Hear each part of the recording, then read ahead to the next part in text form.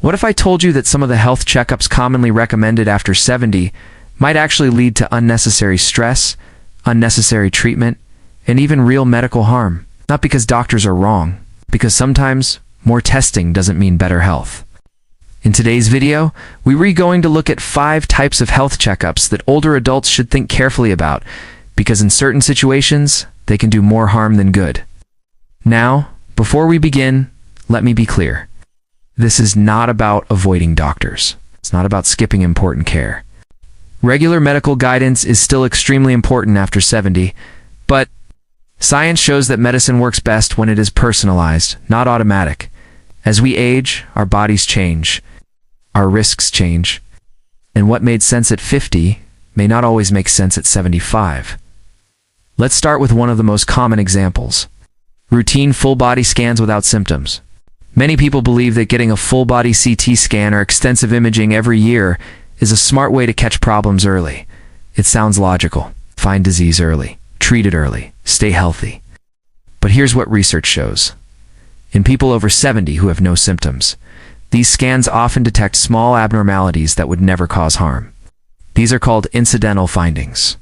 The problem? When something is found, it almost always leads to more tests. More tests can mean biopsies, procedures, or even surgeries.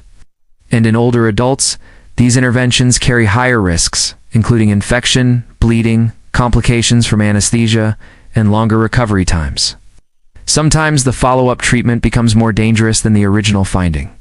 Another important issue is something called overdiagnosis. This happens when a condition is detected that would never have caused symptoms during a person's lifetime. In other words, the person would have lived normally without ever knowing about it. But once it's found, it may lead to treatment that brings side effects without real benefit. For example, some slow-growing cancers found through aggressive screening may never progress in a person's remaining years. But once diagnosed, treatment can involve surgery, radiation, or medication, all of which can affect quality of life. At older ages, maintaining independence, mobility, and comfort often becomes more important than chasing extremely small statistical risks. Now let us talk about another commonly recommended checkup: frequent cardiac stress tests in people without symptoms. Stress tests are very useful when someone has chest pain or signs of heart disease. But using them routinely in older adults who feel fine is often not recommended by many medical guidelines. Why? Because false positives become more common with age. A false positive means the test suggests a problem when there isn't one.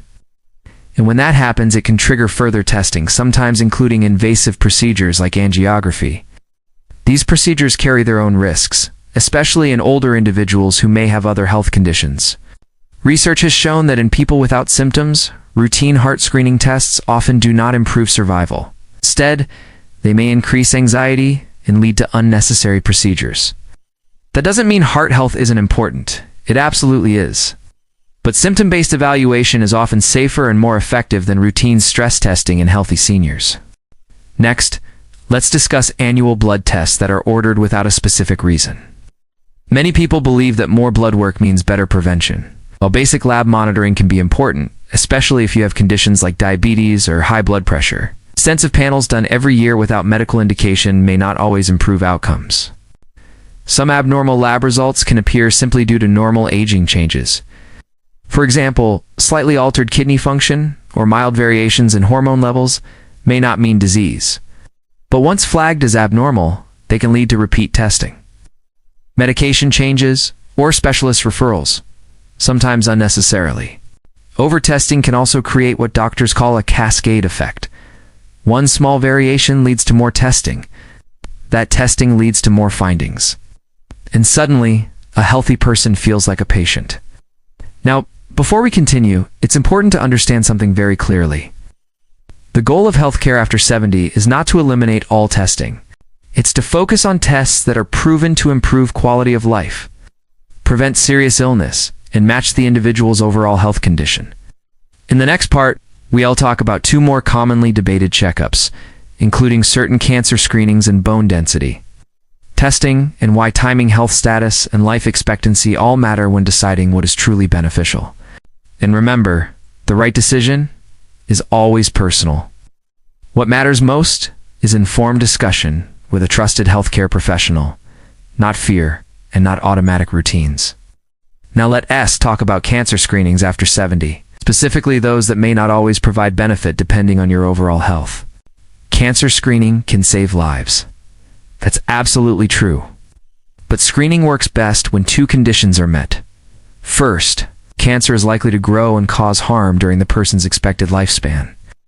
And second, the person is healthy enough to benefit from treatment if something is found.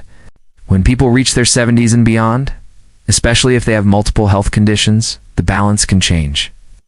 Take certain screenings like aggressive prostate cancer testing in older men. Prostate cancer is often slow-growing. In many older adults, it may never cause symptoms. However, screening can detect very small cancers that would not have caused problems. Treatment for prostate cancer can lead to side effects such as urinary incontinence, erectile dysfunction, and complications from surgery or radiation. For some men in their late 70s or 80s, especially those with other significant health issues, the risks of treatment may outweigh the potential benefit of finding a slow-growing cancer.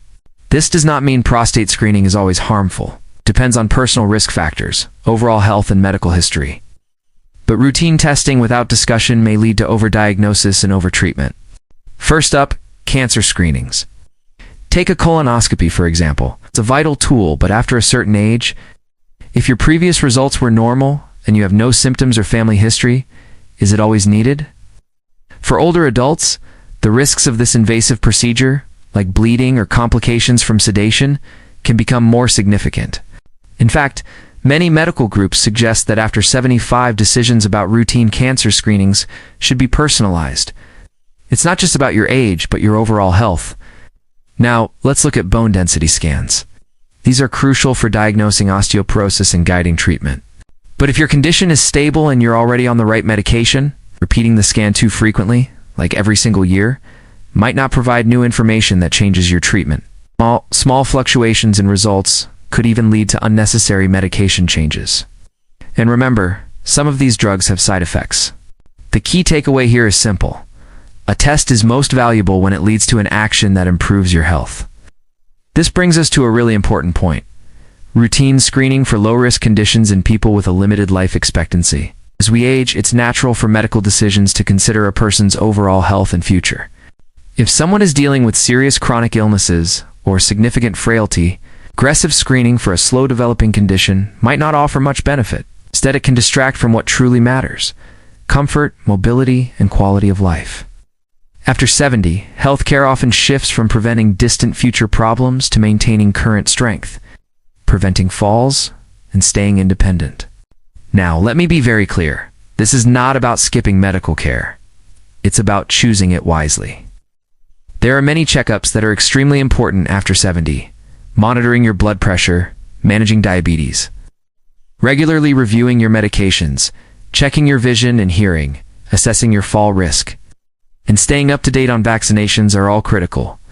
The goal isn't to avoid doctors, it's to avoid interventions that don't actually improve your quality of life or extend it meaningfully.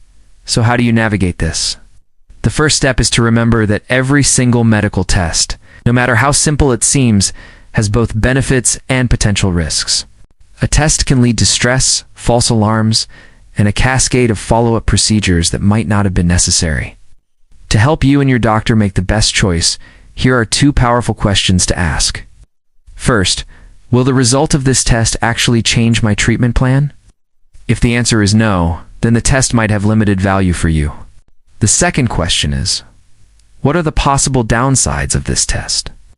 This could include anything from the anxiety of an uncertain result to complications from a follow-up procedure. It's also essential to remember that age is just a number. Two 75-year-olds can have vastly different health profiles. One might be climbing mountains, while another may need help with daily activities. A test that's right for one might not be right for the other. This is why modern medicine is moving away from one-size-fits-all rules and toward individualized care that considers your personal health, values, and goals. It's all about shared decision-making between you and your doctor, focusing on what truly enhances your quality of life. But often gets a bit complicated. Healthcare for those over 70. As we get older, our bodies change, and so do our health priorities. The goal isn't just about living longer, but about living better. So, let us talk about shifting our focus from simply chasing more years to enhancing the quality of those years. First, let's address the big one, screening tests. For decades, we've heard the mantra, early detection saves lives, and for many, it absolutely does. Screenings for things like colon cancer or breast cancer are crucial. But here's the thing. As we enter our 70s and 80s, the equation starts to change. The potential benefits of some screenings might not outweigh the risks. Take colonoscopies, for example. They are a fantastic tool. But for an 85-year-old, the preparation can be grueling, and the procedure itself carries a higher risk of complications. Plus, since many colon cancers grow slowly, finding a small early-stage tumor might not actually extend a person's life or improve its quality. The same logic applies to other screenings like mammograms or PSA tests for prostate cancer. The key isn't to stop screening altogether, but to have an open, honest conversation with your doctor. You need to ask, based on my overall health, what are the real benefits versus the potential harms of this test for me right now? It's about personalized medicine, not a one-size-fits-all approach. This brings me to my next point, overtreatment. Sometimes in our aggressive pursuit of fixing every little thing, we can cause more problems than we solve.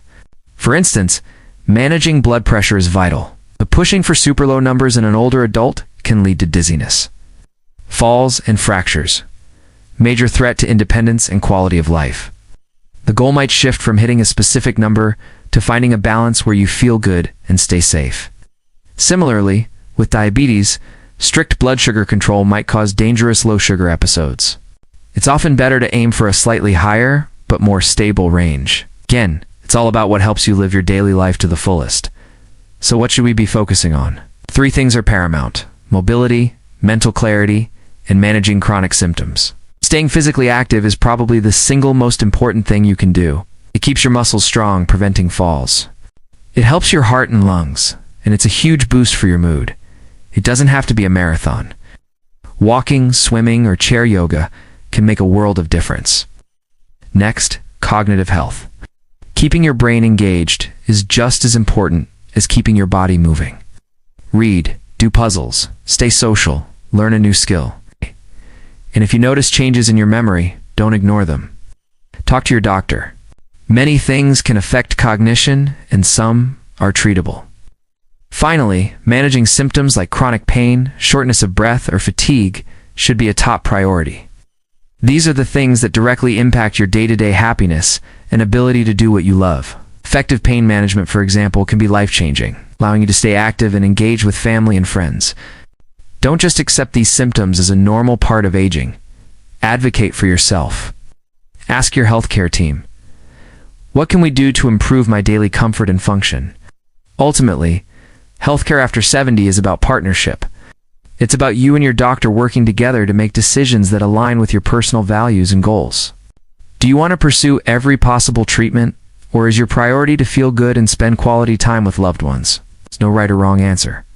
The most important thing is that you're in the driver's seat, making informed choices that support the life you want to live. Thanks so much for watching. I hope this gives you a new perspective on navigating healthcare in your later years. If you found this helpful, please give it a thumbs up and subscribe for more content. See you in the next video.